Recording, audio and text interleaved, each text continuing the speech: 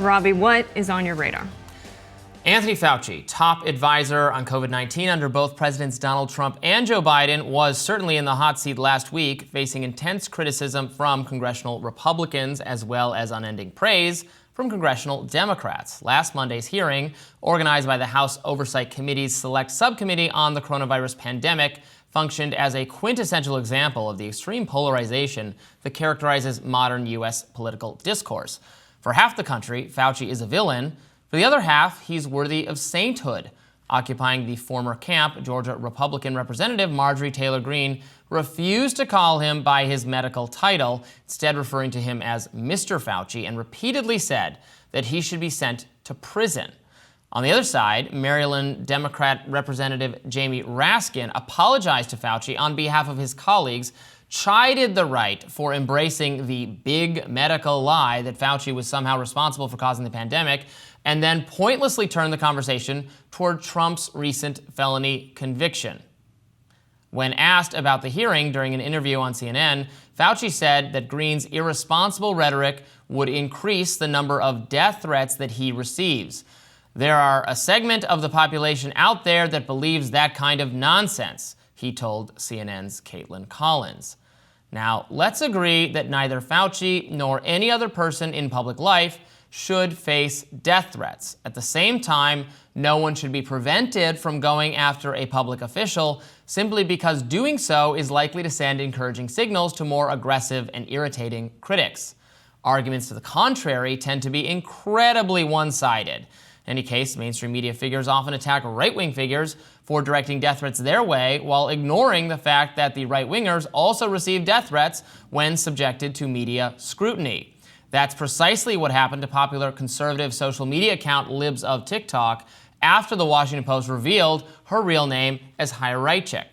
When Libs of TikTok criticized hospitals for performing gender reassignment surgery on minors, those institutions received threats, and the mainstream media blamed Hyrachik, even though she steadfastly condemned any and all threats of violence.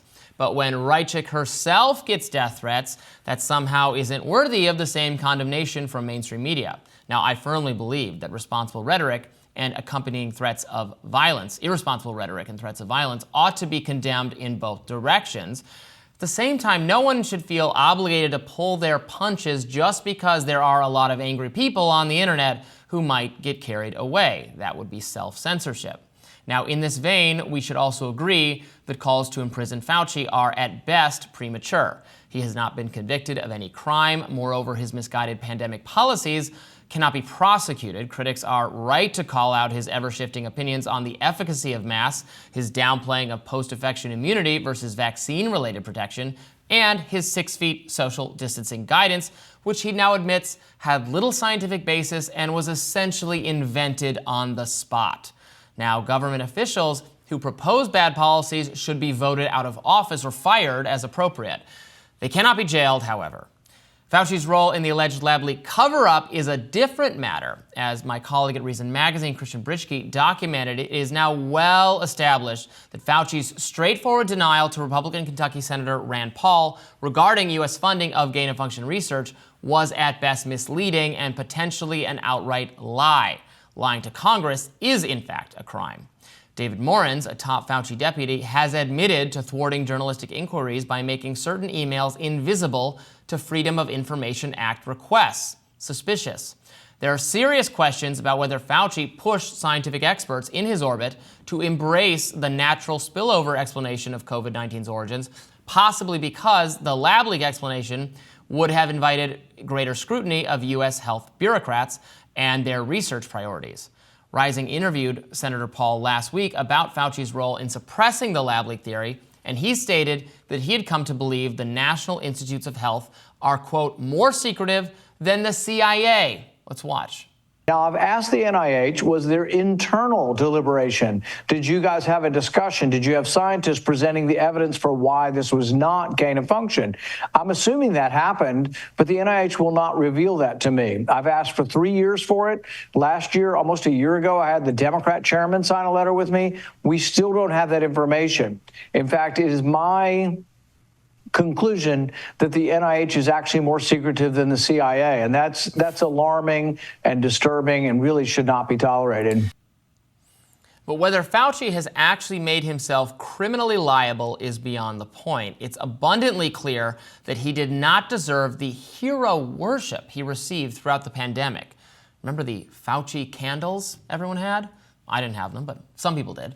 His COVID-19 prevention policies, such as inconsistent mask advocacy, made-up social distancing rules, discounting infection-acquired immunity, are extremely suspect. His public advocacy for scientific enhancement of pathogenic viruses is incredibly concerning, and his attempts to control the narrative about the pandemic's origins are inexcusable, especially because we now know there's plenty of indirect evidence suggesting the plausibility of a lab leak.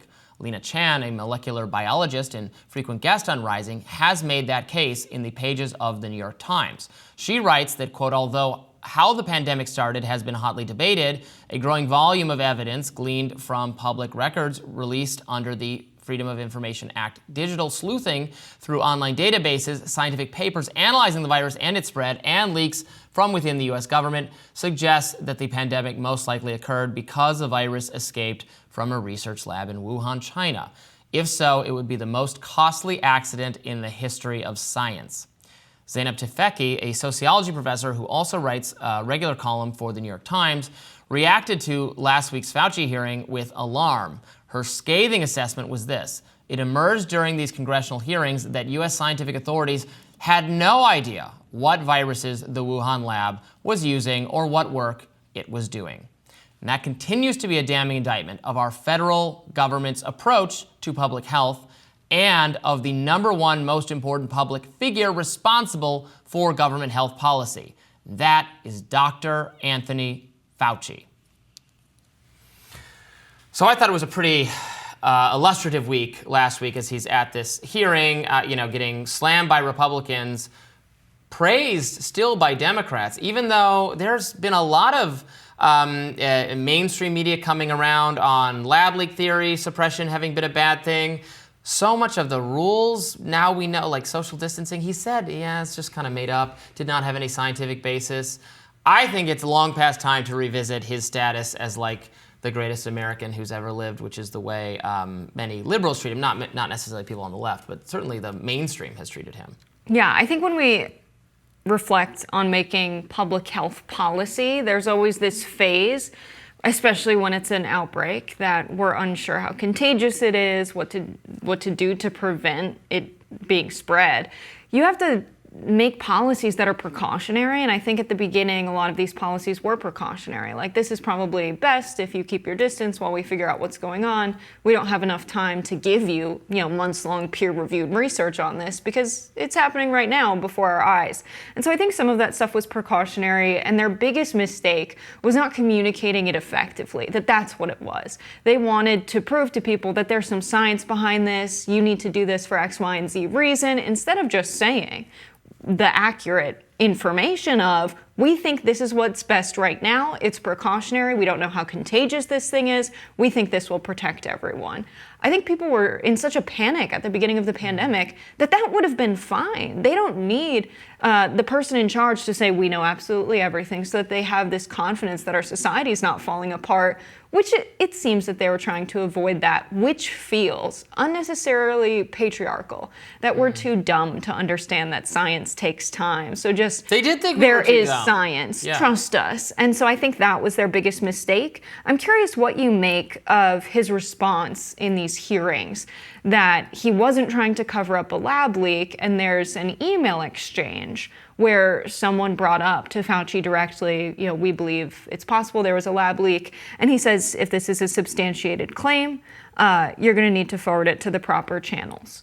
Because he's not usually the guy fielding the email inbox, I suppose. But he's saying it's inconceivable anyone could see this email exchange and think I was trying to crush the idea of a lab leak. What do you make of that exchange? He clearly tried to crush it over and over again. There's a great video roundup we've played before on Rising that Matt Ophelia did of all the times he said publicly that he thought it was not at all possible that it was a lab leak. And then we know that he helped organize these scientists who eventually produced this paper for Nature, for the publication Nature, Twitter saying that the lab leak was totally like beyond the pale. Then this was the natural spillover was the explanation. And Fauci, they had a lot of conversations about it, and it is very clear that he played a role in shepherding them to that conclusion, and that his claims about what kind of research were being done, just not, he could have initially misspoken or not known what it was. Although then I have questions about,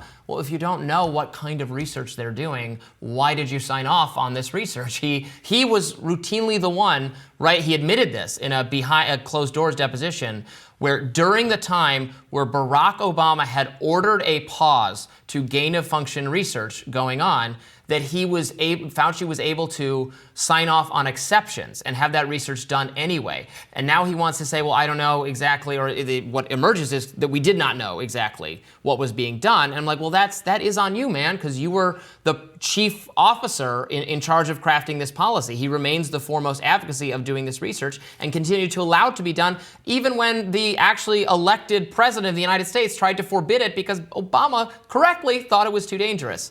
So I think there's a lot to revisit with Dr. Fauci here. People on the right say, oh, Fauci for prison, that kind of thing. I don't think, his the advice he gave during the pandemic that I disagree with is you can't prosecute, a politician for being wrong, unfortunately. Mm-hmm. But if there was criminal wrongdoing in terms of the research funding or lying to Congress, there should be some consequences for that. Right. We shall see.